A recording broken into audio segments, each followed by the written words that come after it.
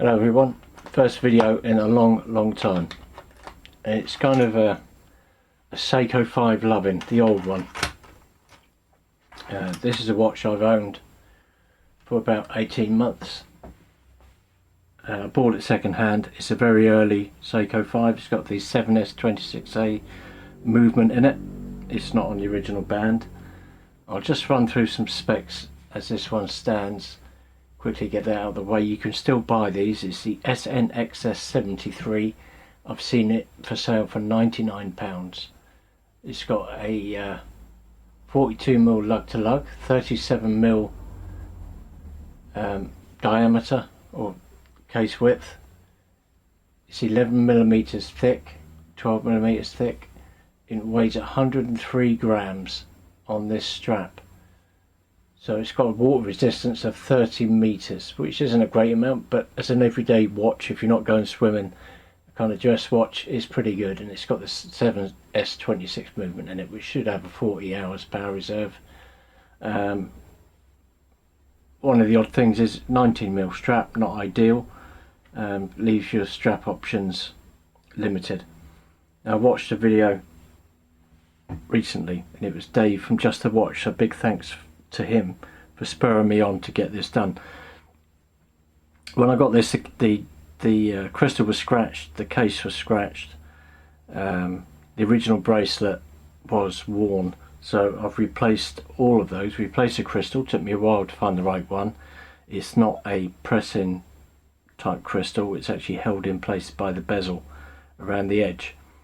The 4 o'clock crown sticks in nicely on there. I've polished the case up. No issues with the running of the watch. It keeps really good time, considering how early it is, but no doubt you could probably do with a service after all this time. But I don't see any reason to at the moment while it's working quite well. The loom on these is really good for the type of watch that it is. It's got a lovely sunburst style on there. When Dave did his on Just the Watch, he said about replacing the strap, and he gave a link, so I actually ordered one of those straps. The thing that always bothered me about the SNXS range was the brushed end links. It kind of didn't fit in with the high polish on the case. So these are the original Seiko end links. I've just polished them, and I think it looks a lot better with those polished. It gives the complete circumference of the watch a much more cohesive look. This is the other odd thing about this watch is it's made in Singapore. I wasn't aware that Seiko had a manufacturing facility in Singapore. It's been kind of stuck in a watch box until I saw Dave's video, and I thought I'd get on and do that. So yeah, and I'm really pleased with how it's turned out. The 37mm Seiko 5's 7S26 movements, all I need with these 7S26 movements, they're all starting to disappear now, and I think it's a real shame. I started my watch my watch enthusiasm with a Seiko 5. This is it here. I've still got it. This is my very first automatic Seiko watch. It is again quite old. Have replaced the bracelet on it recently, and I did put a sapphire crystal on there as well. I can't really think how long I've owned this. It's a long time, probably getting on 15 years, I guess. And at one point, 6 or 7 years, it did stop working. I chucked it in a drawer, kind of forgot about it, kept looking at it every now and again, thinking I'd do something with it. And one day I just took the case back off. All it was the rotor had come loose on the automatic winding mechanism. So I tightened that up, and away it went again. So as you can probably see that it's got a domed sapphire crystal on it. So yeah, this is the watch that started it all off. So that's one that I'm never gonna get rid of. You can probably get these for about £70 now, if they still do, if they're still available. Yeah, a great little starter watch, and I think a bit of a gateway watch. This is part of the reason why I think it's a real shame these are all being discontinued now.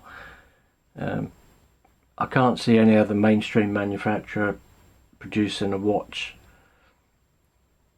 with the name and the caliber, and obviously the size. The size is the majority of the Seiko 5s of this vintage are going to be smaller with a 7S26 in it. I'm going to do a video next of a larger 7S26, and it isn't an SNZG. So yeah, I hope you like this. If you've got one of these, it didn't, I was going to say it didn't take much to polish that, but I mean I've got a bench polisher, so I've kind of cheated. But if you got a bit of wet and dry and then hit it with some polishing cloth, I think you wouldn't take long to get that. If you like the look, you might not.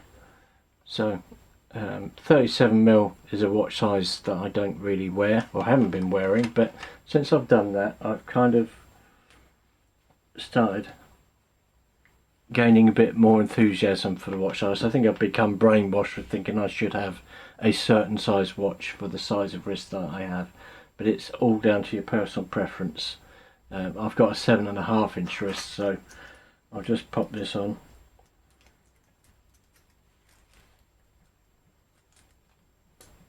You can see what it looks like. There. Yeah, so really pleased with how it turned out.